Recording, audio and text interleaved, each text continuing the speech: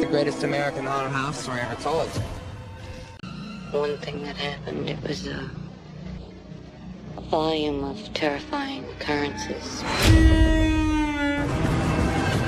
Do you believe that all that really happened here? Yeah, I believe it. I believe in the devil. Now, why did you come by tonight to look at this house? We just specifically came from Chicago to see it. Well, do you believe all the stories? Yeah, I do. Devils do exist. Demons do exist. A skeptical public is the best protection that devils have. It is the truth, and it's my testimony. It's not a haunted house per se. It is a relationship between a very angry spirit. I awake in the morning to hear the bulletins on the radio that there had been a mass murder in Amityville, Long Island. Our family had been killed in the middle of the night, and no one had been able to explain how this happened. Police arrived, they found the bodies all in the same position, lying on their stomach. It was odd that the entire family was face down. Nobody tried to escape. These pictures, you have to understand, were very, very gruesome. One single thing of this murder that nobody can quite put together.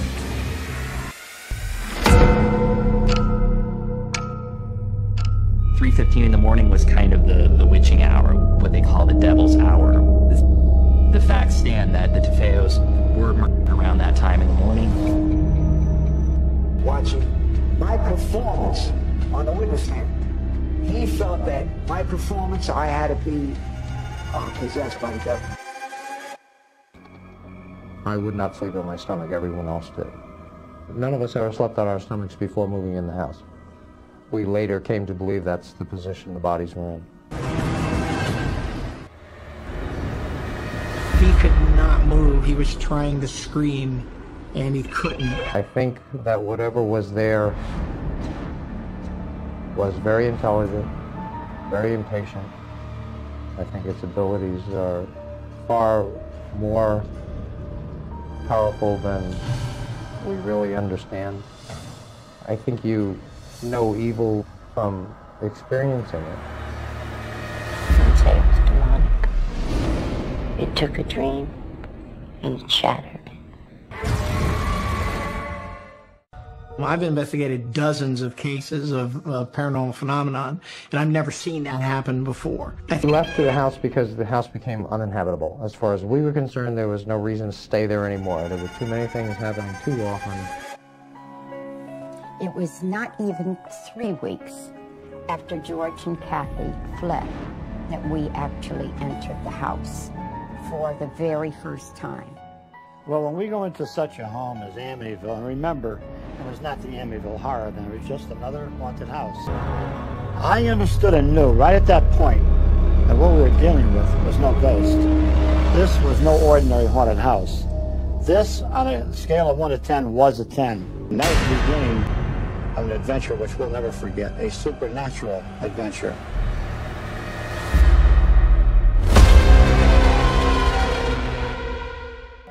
They asked me at one point to see if we should hold a seance. I was a little bit leery about doing that.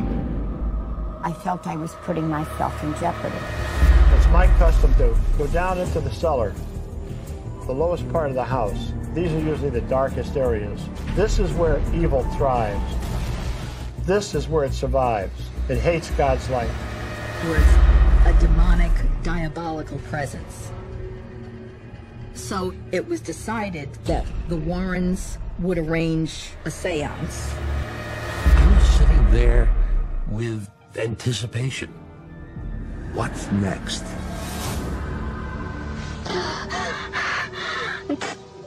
It's whatever's here. During the course of the seance, one of the psychics became ill and left the room. Another complained of a pounding heart. Personally, I felt a slight chill in the back of my neck. It was a dangerous, dangerous night during that period of time. Yes, it was very intense that night.